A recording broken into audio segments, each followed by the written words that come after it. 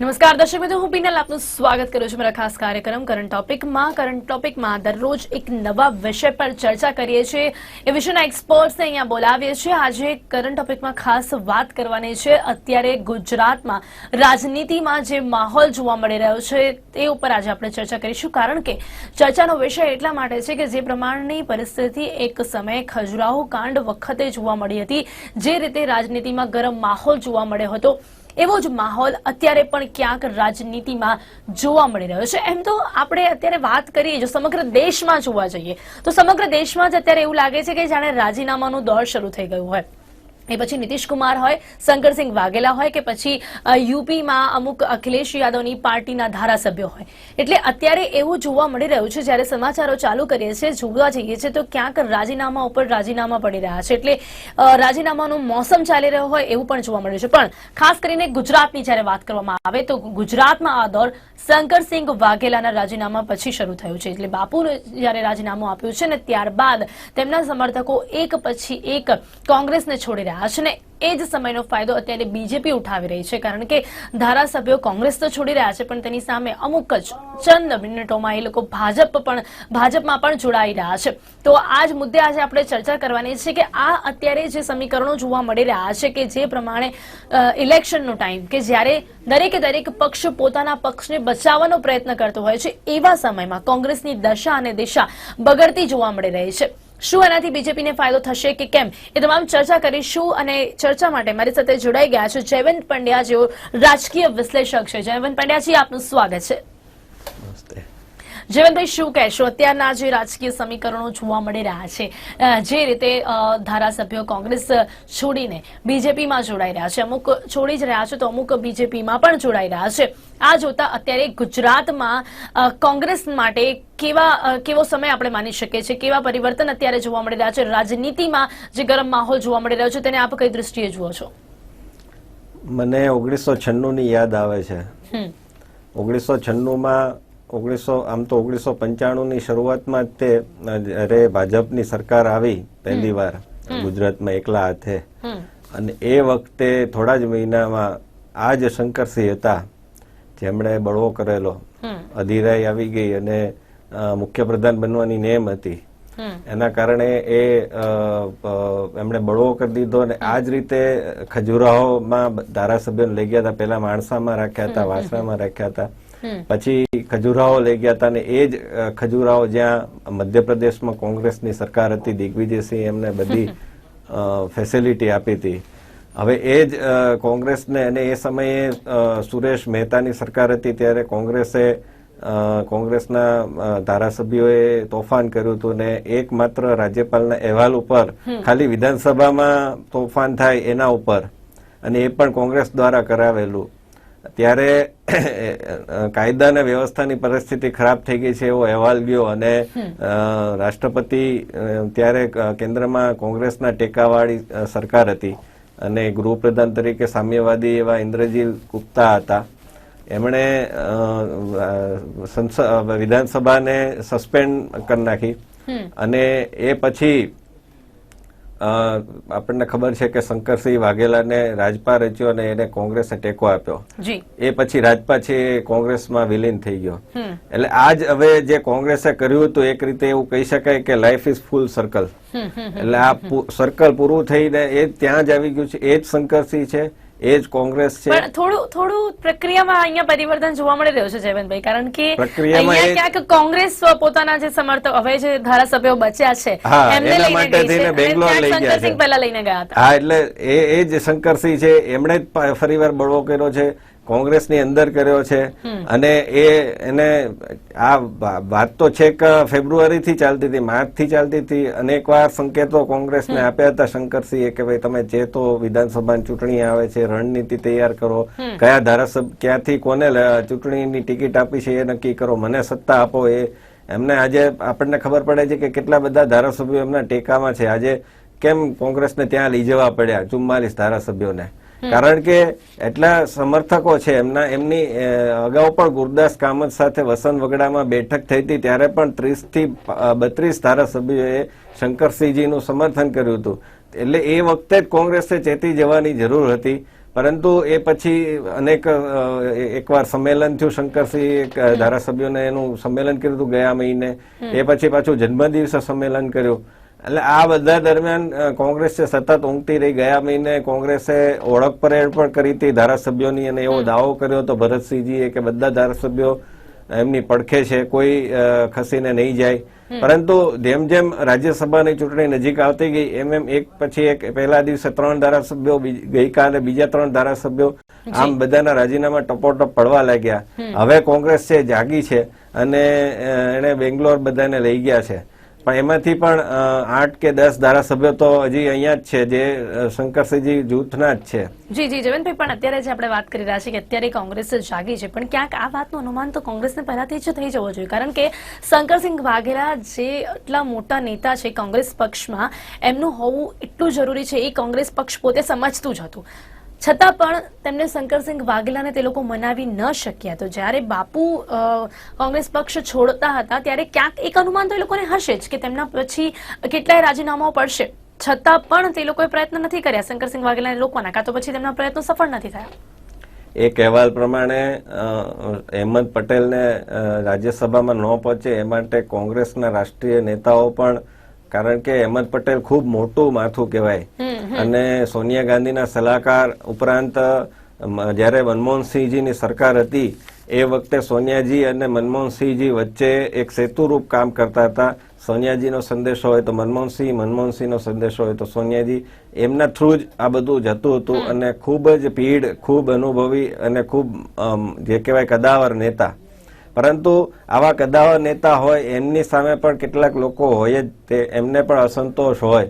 એટલે એક વેબસાઇટ ઉપર, અગ્રણી અખબારની વેબસાઇટ છે, નામ નહીં આપું, એમાં અહેવાલ છે કે અહેમદ પટેલની સામે એમના જ નેતાઓ પડ્યા છે અને કદાચ અત્યારે કોંગ્રેસ છે હજી પણ ન જાગી હોત જો અહેમદ પટેલની એનો પ્રશ્ન ન આવી ગયો પ્રતિષ્ઠાનો. પણ જયવંતભાઈ, આપે જે પ્રમાણે વાત કરી કે અહેમદ પટેલ એક મોટા કદાવર નેતા છે, પણ ખાસ કરીને જો આપણે નજર કરીએ તો તેમણે ક્યારેય બી કોઈ લોકસભા કે વિધાનસભામાં ઇલેક્શન નથી લડ્યું. માત્ર સોનિયા ગાંધીના સલાહકાર હોવાથી તેમને એટલું મોટું પદ આપવું કેટલું યોગ્ય છે? એમાં આપણે થોડી ભૂતકાળ ઉપર નજર કરવી પડે. એ પહેલેથી નહેરુ ગાંધી પરિવારને ખૂબ જ વફાદાર રહ્યા છે અને જ્યારે રાજીવ ગાંધીનું અવસાન થયું એ પછી એનું જો આપણે કાર્યક્રમ જોઈએ તો એ ખૂબ જ નજીક રહ્યા. રાહુલ ગાંધી, પ્રિયંકા ગાંધીના શિક્ષણથી લઈને એમના પરિવારની કાળજી લીધી. ઉપરાંત જે જવાહરલાલ ટ્રસ્ટ હતું એમાં એ સેક્રેટરી તરીકે આવ્યા, ત્યારથી સોનિયા ગાંધીના સંપર્કમાં આવ્યા. એ પછી રાજીવ ગાંધી ફાઉન્ડેશન થયું તો એની સ્થાપનામાં એમણે મહત્વની ભૂમિકા ભજવી, ફંડ માટે મુખ્ય ભૂમિકા ભજવતા અને ખૂબ સાયલેન્ટલી કામ કરનારા એ હતા. લો પ્રોફાઇલ રહીને બહુ ઓછા ઇન્ટરવ્યુ આપે, પરંતુ એમની રણનીતિ એવી હોય કે કોંગ્રેસ છે એને ફાયદો થાય. એટલે સોનિયાજી, એને કારણે સોનિયાજીના ખૂબ વિશ્વાસુ બની ગયા. એટલે એમની સામે કોઈ ફરિયાદ થાય તો એ સોનિયા ગાંધી એને એન્ટરટેન જ ન કરે, એને ગણે જ નહીં કંઈ.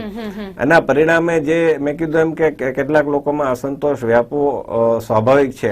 એટલે આ જે અત્યારે આપણને બળવો દેખાય છે એમાં એક આપણે એ પણ જોઈ શકીએ કે કોંગ્રેસનો પણ અંદર ખાને ટેકો હોય એના જ કેટલાક નેતાઓનો એ દેખીતું છે. જી, પણ જયવંતભાઈ, આપણે અહીંયા એ તો ચોક્કસપણે માનવું પડે કે શંકરસિંહ વાઘેલા બાપુનું જે રાજીનામું એ લોકો ન રોકી શક્યા, તે તો ક્યાંક કોંગ્રેસની મોટી ભૂલ છે જ, એ અહીંયા ચોક્કસપણે આપણે માની શકીએ છીએ. હા, બિલકુલ. એટલે પણ છતાં પણ કોંગ્રેસના કેટલાય લોકો, બાપુએ જયારે રાજીનામું આપ્યું ત્યારબાદ કેટલાય લોકો એવું જ માની રહ્યા હતા કોંગ્રેસ પક્ષના જ કે શંકરસિંહ વાઘેલાને કોંગ્રેસ છોડવાથી તેમને કોઈ મોટું નુકસાન નહીં થઈ શકે. એ જે અવગણના કરીને એ જ બહુ મોટી ભૂલ હતી. એટલે એ જે અભિમાનમાં રાખતા રહ્યા, જે છેલ્લે તો સાવ આમંત્રણ પત્રિકા હોય, પોસ્ટર હોય, આ બધામાં કાર્યક્રમો હોય, એમાં શંકરસિંહજીનું એમને અવગણના કરવા માંડી અને એવું માનતા હતા કે જશે તો કઈ આપણને નુકસાન નહીં જાય. પરંતુ એ જે, કારણ કે તમે આજે કોંગ્રેસમાં જુઓ કે કોઈ બીજા કયા નેતા છે જે આટલું સમર્થન પ્રાપ્ત છે, એમણે જે, અને એમની પાસે એ પણ હતું કે આટલા ધારાસભ્યો આપણે અત્યારે જોઈએ છીએ કે આટલા ધારાસભ્યો એમને સમર્થનમાં છે ને ધારાસભ્યોને એમણે જીતાડ્યા પણ ખરા. કપડવંત થી લઈને ઉત્તર ગુજરાત ને બધી જગ્યાએ, સૌરાષ્ટ્રમાં પણ આપણે રાઘવજી પટેલ ને જી, એમના ખૂબ મોટો સમર્થનમાં ફાળો જોઈ છે શકીએ શંકરસિંહ છીએ. વાઘેલાનો. જી, એટલે એ રીતે આપણે જોઈએ તો એમનું એટલે એમની સાવ માગણી કે ગેરવ્યાજબી હતી એવી પણ નહોતી. એમણે કીધું હતું કે એક એન્ટોનીએ જે 2014 ની ચૂંટણી હતી લોકસભાની, એમાં હાર થઈ. અને આપણે જોઈએ કે 2014 પછી સતત કોંગ્રેસનું હરિયાણા હોય, મહારાષ્ટ્ર હોય કે બીજા રાજ્યો હોય, એમાં સતત ધોવાણ થતું ગયું છે. ઉત્તર પ્રદેશ હોય, આ બધી જગ્યાએ ધોવાણ થતું ગયું છે. તો તમે ચેતો અને કઈક રણનીતિ તૈયાર કરો. અને એ જયારે એવું કહેતા હોય કે મને તમે સત્તા આપો તો હું તમને જીતાડી દઈશ, તો એક અવિશ્વાસ પણ હતો. અને ક્યાંક એ વાત પણ હતી કે શંકરસિંહજી એવું કહેતા હતા કે ક્યાંક ગુજરાતમાં કોંગ્રેસ ન જીતે એ માટે પણ કાવા દવા થતા હતા કે ભાજપ સાથે ફિક્સિંગ હતું, એવું પણ એમની વાત હતી, જે સાવ તો ખોટી નથી જ. આપણે જોઈએ છીએ કે કોંગ્રેસ છે છેલ્લા કેટલાય વર્ષોથી વિરોધ પક્ષ તરીકે છે. તો વિરોધ પક્ષ તરીકે જે અસરકારક ભૂમિકા ભજવવી જોઈએ એ એમણે ભજવી જ નથી. વિધાનસભામાં જે પ્રશ્નો ઉઠાવવા જોઈએ, જે આંદોલનો આપવા જોઈએ, એ તમે બીજા કોઈના આંદોલનને આડકતરી રીતે ટેકો આપો, એ વાત છે જ નહીં. તમે આજે પ્રજાના પ્રશ્નો 20 વર્ષમાં તો સર્જાયા જ હોય. એન્ટી ઇન્કમ એસ્ટાબ્લિશમેન્ટનો જે જુવાળ હોય એ પણ હોય. તો એનું તમે એને કેટર કરવા માટે થઈને એને તમે લોકોની વાચા આપો, એને વિધાનસભામાં તમે છેલ્લા દિવસે હોબાળો કરી તમને સસ્પેન્ડ કરી દેવામાં આવે, તમે વોકઆઉટ અથવા તો તમે વોકઆઉટ કરો, આ કોઈ રણનીતિ નથી. પછી ગુજરાતની સ્વર્ણિમ જયંતિ ઉજવાતી હોય ત્યારે તમે હાજર ન રહ્યો, એટલે એ પણ તમારી નકારાત્મકતા બતાવે છે. જી જયવંતભાઈ, આ રોષ અને આક્રોશ ક્યાંક જોવા મળી રહ્યો છે કોંગ્રેસ પક્ષમાં. ખાસ કરીને જયારે જે પ્રમાણે આપણે વાત કરી કે વિરોધ પક્ષ જે રીતના નબળું જોવા મળી રહ્યું છે, વિરોધ પક્ષનું નબળું થવું દરેકે દરેક જગ્યાએ, વિધાનસભા લોકસભાની વાત કરી, રાજ્યસભાની વાત કરી, તો વિરોધ પક્ષનું નબળું થવું દેશ માટે કેટલું નુકસાનકારક છે? બહુ જ નુકસાનકારક છે પિનલ. કોઈ પણ દેશ હોય એમાં વિરોધ પક્ષ એ અસરકારક ભૂમિકા ભજવતો હોય. આપણને ભારતીય જનતા પક્ષનું ઉદાહરણ ખબર છે કે એ અમુક વાત હોય તો અટલ બિહારી વાજપેયી હોય તો 1971 ના યુદ્ધ વખતે ઇન્દિરા ગાંધીને દુર્ગા તરીકે પણ સંબોધે અને ટેકો પણ આપે. જ્યાં પણ જરૂર હોય ત્યાં કાશ્મીરમાં પ્રશ્નો હોય, યુનોમાં જવાનું હોય તો અટલ બિહારી વાજપેયી, એ બાબતે કોંગ્રેસની પણ પ્રશંસા કરવી પડે કે નરસિંહ રાવે એ સમયે વિરોધ પક્ષના નેતા અટલ બિહારી વાજપેયીને મોકલ્યા હતા. તો બીજી તરફ આપણે ભાજપની પણ પ્રશંસા કરવી પડે કે એમણે પણ ત્યાં યુનોમાં જઈ અને શુદ્ધ હિન્દીમાં ભાષણ આપી અને પાકિસ્તાનને ખુલ્લું પાડી દીધું હતું. તો આ જે ભૂમિકા છે એ બે પક્ષે હોવી જોઈએ. હું એમ નથી કહેતો કે કોંગ્રેસે સામે પક્ષે ભારતીય જનતા પક્ષ છે એની સરકારે પણ કરવું પડે, પરંતુ આજે આપણે જોઈએ છીએ કે જીએસટી નું મધરાત્રીનું સેશન હોય કે પછી ઉત્તર પ્રદેશમાં નવી સરકાર શપથ લેતી હોય ત્યારે અખિલેશ છે, મુલાયમસિંહ છે, એ ચૂંટણીની કડવાશ ભૂલી અને સ્ટેજ ઉપર બેસી શકે. તો કોંગ્રેસમાં એવા ક્યાં બાપે માર્યા વેર છે કે એ લોકો ભાજપના કાર્યક્રમનો તો એક સરકાર રચાવા જઈ રહી હતી. કે પછી ગુજરાતની વાત કરીએ તો 1960માં ગુજરાત રાજ્ય રચાણું, એને 2010માં 50 વર્ષ પૂરા થતા હતા. તો એ તો ઇન્દુલાલ યાજ્ઞિક ને બધા કોંગ્રેસમાં જ હતા ને બધા. તો એ જે આખી આનંદ હોવો જોઈએ એ તો આખા રાજ્યને દરેક નાગરિકને હોવો જોઈએ. એમાં કોંગ્રેસે એની રીતે ભાગ લઈને એમણે જો કર્યું હોત, સકારાત્મકતા બતાવી હોત, તો આજે કોંગ્રેસમાં પણ એ વસ્તુ હોત અને લોકોમાં પણ કોંગ્રેસ પ્રત્યે આદરની ભાવના જાગી હોત. અને ખાસ દેશને પણ નુકસાન થાય છે જ્યારે એક શાસક પક્ષ જ્યારે મજબૂત હોવું જરૂરી છે કોઈ પણ દેશની માટે, તેવી જ રીતે વિરોધ પક્ષ પણ મજબૂત હોવો ખૂબ જરૂરી છે. અને કોંગ્રેસની અત્યારની પ્રતિક્રિયા, જે રીતના એમની પ્રક્રિયા જોવા મળી રહી છે તે રીતના જોતા ક્યાંક અત્યારે જે વિરોધ પક્ષ છે ખૂબ નબળું જોવા મળી રહ્યું છે, જે દેશ માટે પણ નુકસાનકારક છે. ખાસ કરીને જયવંતભાઈ, અત્યારે જે પ્રમાણે કોંગ્રેસ પક્ષની આપણે વાત કરી રહ્યા છે, ધારાસભ્યો જ્યારે રાજીનામું આપી રહ્યા છે અને જેટલા પણ હવે ધારાસભ્યો બચ્યા છે 40 ધારાસભ્યો, 40 ધારાસભ્યોને હવે ગુજરાત કોંગ્રેસના 40 ધારાસભ્યોને બેંગ્લોર લઈ જવામાં આવ્યા છે. એટલે આના પરથી આપણને શું લાગે કે ગુજરાત કોંગ્રેસ છે, જે રીતે કોંગ્રેસના હવે જે ધારાસભ્યો રહ્યા છે તેમને ક્યાંક ગુજરાતમાં જ રહીને સુરક્ષિત નથી રાખી શકતી, એટલા માટે જ ક્યાંક તેમને બેંગ્લોર લઈ જવાની જરૂરિયાત પડી, કારણ કે બેંગ્લુરુમાં અત્યારે કોંગ્રેસનું શાસન છે, એટલે ત્યાં સુરક્ષિત રહે તે માટે તેમને રાતોરાત ત્યાં પહોંચાડવામાં આવ્યા છે. પહેલી વાત તો એ છે કે આ જે હું એને જમાત કહીશ કે રાજકારણીઓની જમાત છે, એ સિદ્ધાંતોમાં બધા ભૂલી ગયા છે. એટલે આપણે ચાહે 1996 ની વાત કરીએ કે એની પહેલા 1967 થી આમ તો આ દોર ચાલ્યો આવે છે. 1967માં પહેલી વાર કોંગ્રેસનું શાસન છે એના પાયા છે ડગમગાવા માંડ્યા હતા. પંજાબ થી લઈ અને હરિયાણામાં તો એક ધારાસભ્ય ગયાલાલ હતા, એમણે લગભગ 15 દિવસમાં 3 વાર પક્ષ પલટા કર્યા હતા. યુનાઇટેડ ફ્રન્ટમાંથી કોંગ્રેસમાંથી યુનાઇટેડ ફ્રન્ટ, આવી રીતે 3 વાર. એના ઉપરથી કહેવત પડી આયારામ ગયારામ. એટલે પહેલી વાત તો એ છે કે આ રીતના પક્ષ પલટા થાય અને કોઈ સિદ્ધાંતની ચૂંટણી સમયે સિદ્ધાંતની વાત કરે, ચૂંટણી પછી સિદ્ધાંતની વાત ભૂલી જાય અને બીજા પક્ષમાં જતા રહે, એ વસ્તુ છે એ ખૂબ ખરાબ છે. એટલે એ જે તમે પક્ષમાં હો એ પક્ષને વફાદાર રહેવું જોઈએ. બીજી વસ્તુ એ છે કે કોંગ્રેસ માટે અત્યારે તો જે ગયા છે એ બધા તો કોંગ્રેસ વાળા જ છે, અને જે અહીંયા છે દાખલા તરીકે શંકરસિંહજી હોય, મહેન્દ્રસિંહ હોય કે CK રાહુલજી હોય, જે નથી એ એના જૂથના છે. એટલે એનો અર્થ એ થયો કે ત્યાં ગયા છે એ કઈ શંકરસિંહજીના જૂથના નહીં હોય.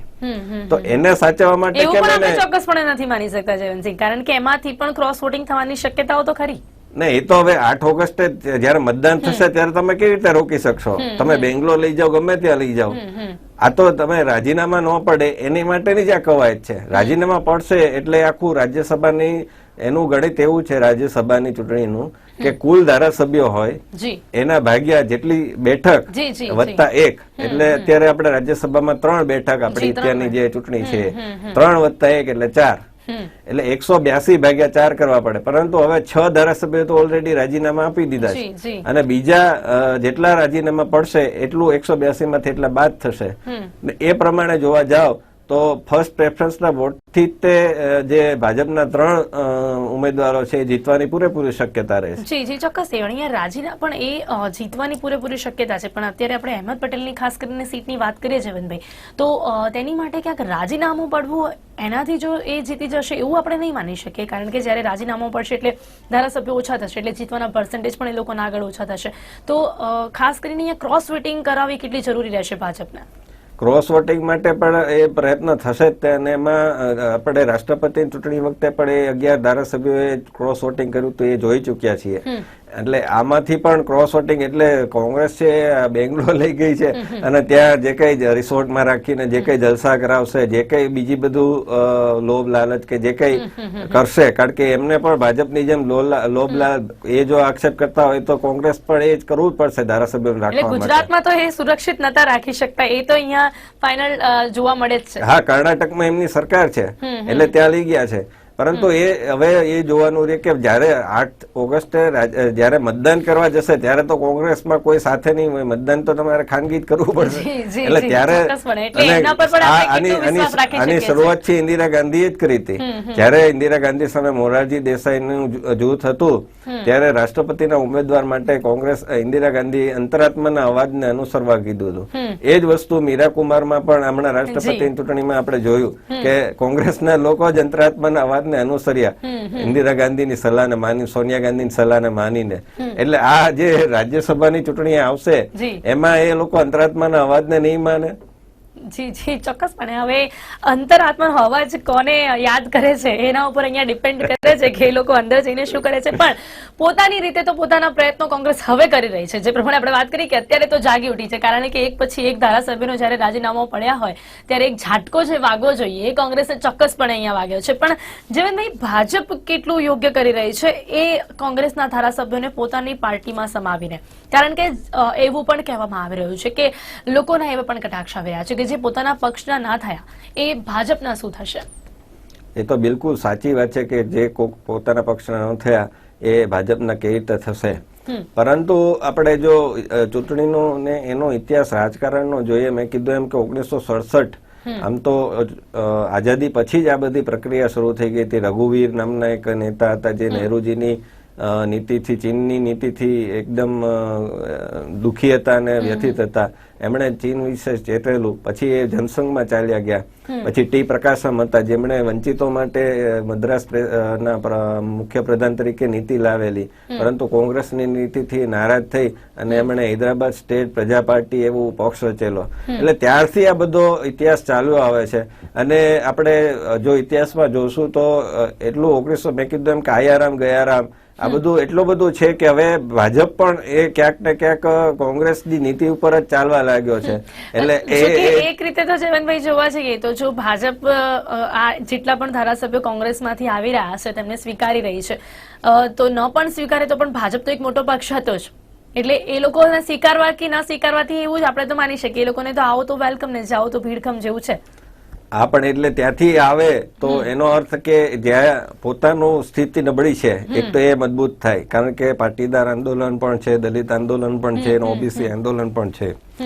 એ સંદર્ભે આપણે જોઈએ તો વિરમગામમાં તેજશ્રીબેન પટેલ હોય કે પછી સિદ્ધપુરમાં બળવંતસિંહ હોય કે પછી વિજાપુરમાં પીઆઈ પટેલ હોય, એ રીતે વાંસદામાં છનાભાઈ હોય, તો એ રીતે જ્યાં જ્યાં એ લોકો ગયા વખતે નહોતા જીત્યા ત્યાંથી એ લોકો લાવે છે. એટલે એ રીતે પોતાની સ્થિતિ મજબૂત કરશે એ પણ એક પ્રયત્ન છે, કારણ કે આ રાજ્યસભાની ચૂંટણીનો જ એકમાત્ર લક્ષ્યાંક નથી. લક્ષ્યાંક છે 2017 ની જે વિધાનસભાની ચૂંટણી આવશે એ પણ છે. એટલે એ પણ એમને 150 જે અને અત્યારે જે ખરાબ પરિસ્થિતિ જ્યાં પણ હશે ત્યાં એને મજબૂત કરવાનો પણ ઈરાદો હોય જ. તેને 150+ એ વર્ષોથી નરેન્દ્ર મોદીનું સપનું રહ્યું કે માધવસિંહનો રેકોર્ડ તોડવો.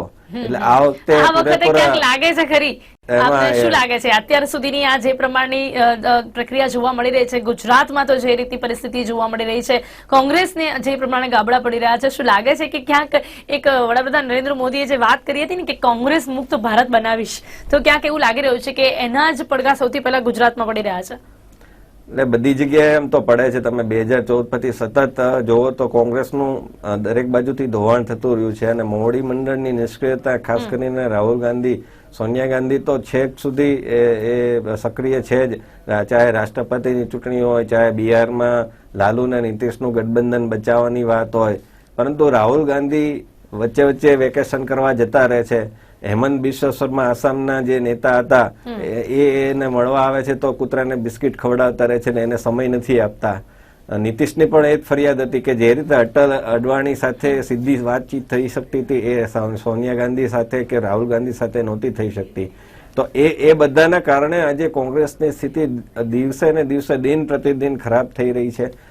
હેમંત બિશ્વ શર્માને ગુમાવ્યા એટલે આસામમાંથી કોંગ્રેસ ગઈ અને એના કારણે બીજા બધા ત્યાં જ્યાં પૂર્વના રાજ્યો છે એમાંથી પણ ધીમે ધીમે કોંગ્રેસ જઈ રહી છે.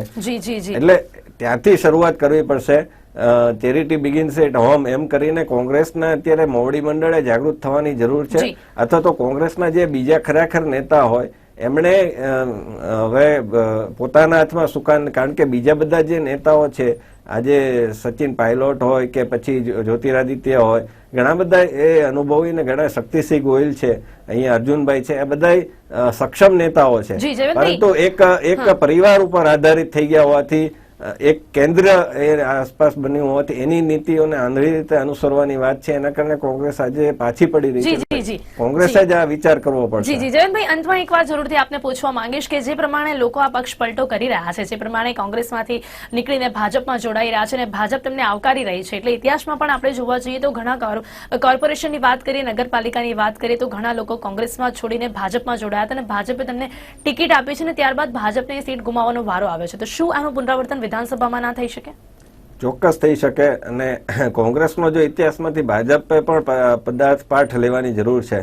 એટલે આ બધી જે આવી જે રણનીતિ શોર્ટકટ હોય છે એ ટૂંકા ગાળે તમને લાભ કરતા હોય. અત્યારે કદાચ રાજ્યસભા ચૂંટણીમાં ફાયદો થશે, પરંતુ એનો અર્થ એ નથી કે એ તમને કાયમી ધોરણે ફાયદો કરાવશે, કારણ કે પ્રજા પણ, મતદારો પણ જોઈ રહ્યા છે કે આજે ખેલ ભજવાઈ રહ્યો છે એમાં.